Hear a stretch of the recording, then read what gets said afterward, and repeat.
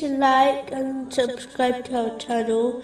Leave your questions and feedback in the comments section. Enjoy the video.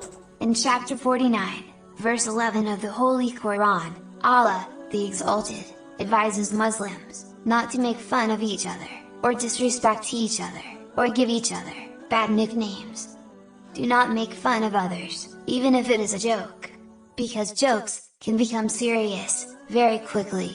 This is how most fights start, and most of the time, when we make fun of each other, we end up lying, which is a sin, even if it is a joke.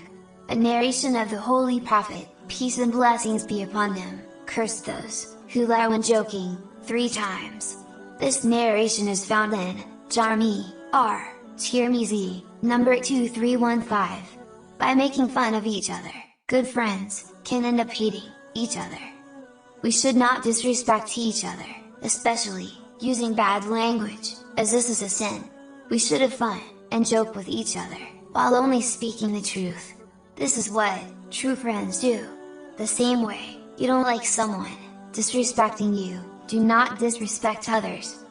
Do not give each other bad nicknames, as this can also lead to arguments and fights. It can break your friendship as well.